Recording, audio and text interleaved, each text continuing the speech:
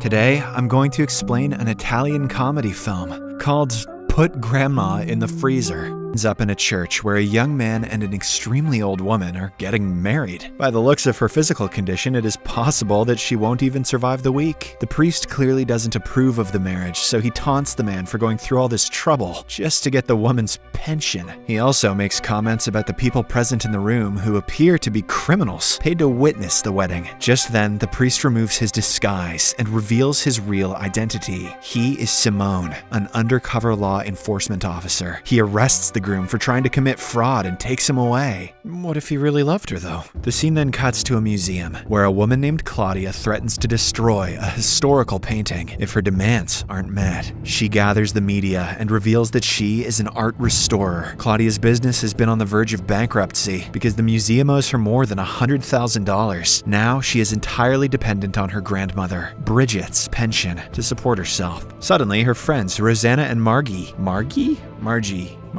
interrupt her press conference and mention that Bridget's health is in critical condition. Therefore, Claudia is forced to abandon her plan and return home. However, on reaching it, she then learns that Bridget was just being dramatic and she only had some acidity. The old woman says that she is ready to die, but she is worried about Claudia's future. Hearing this, the latter becomes emotional and heads to the kitchen to prepare something to eat. But right then, all the lights in the house go out, and when the power is restored, Claudia learns that Bridget has passed away. She lived for 90 years, through 2 brutal wars, the Great Depression, and several famines. But in the end, a minor power outage killed her. Well, that and being old as fuck. Claudia is devastated that her only family member has passed away, but she is even more worried about the future of her business. Seeing her upset, Rosanna offers her condolences and comes up with a sinister plan. She suggests that they keep Bridget's body in the freezer, so the pension money keeps on coming. They will only have to do this until the museum pays off their remaining money. Claudia is horrified by the advice and says that she can't do that to her dead grandmother. However, Rosanna explains that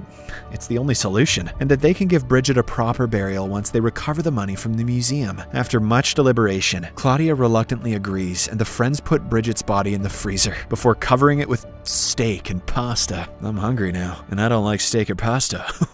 The following day, Claudia goes to the pension office to receive the monthly check, but the officer tells her to wait for a month because she's on a waiting list. However, the officer offers to speed up the process if she agrees to pay him off. This infuriates Claudia, and she berates him for being a corrupt person. Suddenly, the armor of a warrior behind Claudia starts to move, and he is revealed to be Simone, who is on another undercover operation. After catching the corrupt officer red-handed, Simone arrests him and whisks him away. Claudia rushes after them with some paper, asking the officer for his signature so she can receive the pension. This is when Simone finally notices Claudia's beauty, and he is instantly smitten. However, he quickly snaps out of it and tells her that the officer can't sign the papers. This leads to an argument, and as they go back and forth, Claudia unintentionally pushes him down the stairs, injuring him badly. Later, a remorseful Claudia visits Simone in the hospital to apologize. She first introduces herself and then explains the immense financial pressure she is under, thanks to the delayed payments. At this point, Simone has developed a full-blown crush on Claudia, so he agrees not to pursue a case against her. Meanwhile, his juniors watch him talk with the beautiful girl and instantly deduce that he likes her. It is then revealed that Simone got divorced some months ago, and to cope with the pain, he's become a workaholic. He also forces his juniors to work longer hours, frustrating their lives. Therefore, Simone's juniors plan to set him up with Claudia and make him a fun-loving, carefree person once again. They take him to a bar and try to send him to Claudia's home under the pretense of investigating her grandmother's pension case. That's what I call it, too. However, Simone quickly figures out their intentions and warns them against playing games with him. Refusing to give up, the juniors then get him drunk and make him open up. Simone finally reveals that he stays away from women because he has lost the confidence to speak with them after getting left by his ex-wife. But after a lot of convincing, Simone finally agrees to pay Claudia a visit. The following day, when he arrives at the door, Claudia is taken aback to see him. She quickly covers the freezer before letting him in. Both of them are nervous to see each other, and when she inquires about the reason for his visit, Simone panics and tells her that he came to meet her grandmother in regards to the pension case. Hearing this, Claudia becomes certain that the cops are onto her. But fortunately, she manages to send Simone away by lying that her grandmother has gone to her village. Claudia then tells her friends about Simone's visit, and together, they decide to drop their plan and give Bridget a funeral to avoid jail time. However, they are forced to wait as it will take the dead body 15 hours to completely thaw before they can take her to a doctor and register her death. As they wait, Claudia gets a call from someone named Augusto, who asks her about the grandmother. This frightens her even more, so she tells him that she's busy and hangs up the call. Meanwhile, Simone's juniors inquire about his visit to Claudia's home, and he admits that he couldn't ask her out. They then advise him to try again by imagining Claudia as a criminal. This is because Simone always gets motivated when he is on duty. Know what I'm saying? Later, he takes their advice and pays Claudia another visit, catching the girls totally off guard. Rosanna and Margie scramble to hide the body while Claudia answers the door. She tries to shoo him away by making several excuses, but the officer is adamant on coming in. Left with no choice, Claudia allows him inside and nervously looks back. To her relief, Rosanna and Margie have already taken care of the deceased woman by applying makeup to her face. She is now sitting on the table looking completely alive and well. Simone greets Bridget cheerfully, but before he can get a reply, Claudia quickly takes him to another room. There, he finally admits that he has liked her ever since their first meeting. In the heat of the moment, he also asks her out, but quickly regrets it, wondering if he has overstepped his boundaries. To his astonishment, Claudia says yes, not because she likes him, but because she wants him out of the house. However, the date does not go as planned because Simone bores the hell out of Claudia with his work-related stories. Later, she calls her friends for an update, and they tell her that they put the body back in the freezer because something came up and they had to leave the house. After the date, Simone walks her back home and prepares to leave, when suddenly, a dog starts chasing them. As a result, he again enters the house. The power is out, so Claudia tells him to wait by the door as she goes to get a candle. When she returns, she notices him inspecting the refrigerator to check if food has been spoiled. To distract him, she frantically starts kissing him and then takes him to her bedroom.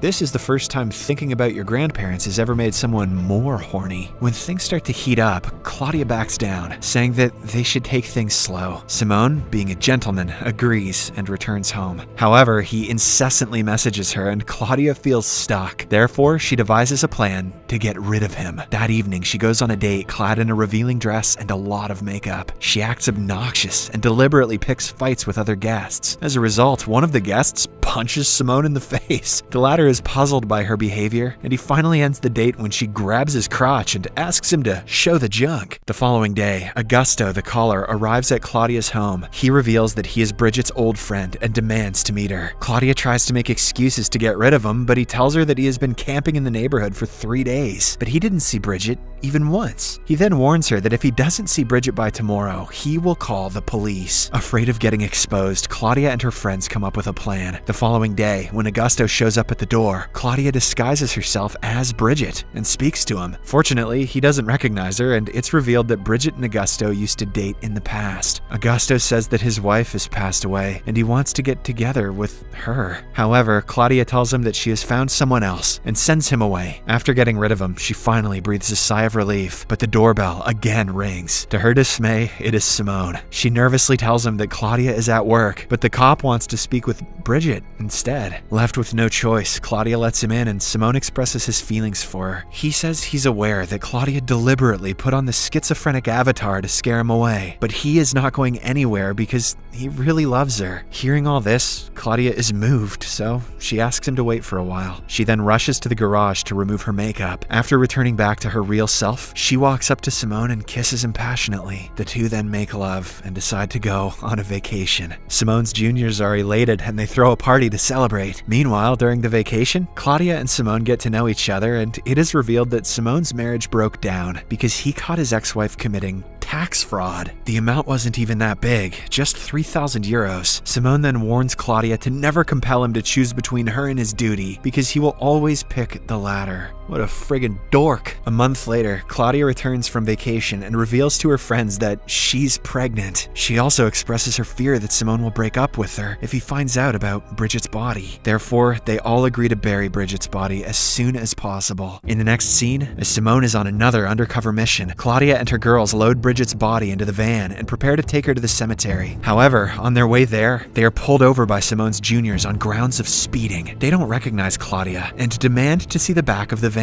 When the girls refuse to comply, Simone is called to the scene. It turns out that he and his team are currently looking for a gangster. Claudia tries to emotionally blackmail Simone, but it doesn't work and he slowly opens up the door. Surprisingly, the body is nowhere to be found. It is then revealed that somewhere along the route, a speed breaker yanked the door open and the dead body in the wheelchair rolled out of the van. Coincidentally, Augusto, who happened to be around, noticed Bridget and started following her. Meanwhile, Margie accidentally slips out that there was an old woman in the back of the van, forcing Claudia to make up a story that they were actually transporting a statue. Unfortunately, Simone accuses them of stealing the statue from the museum. He then arrests the girls, but instead of taking them to the police station, he takes them to an isolated location. There, Simone reveals that he had always suspected Claudia of hiding her grandma in the freezer. He is now in a deep dilemma as he has to choose between his love and his duty.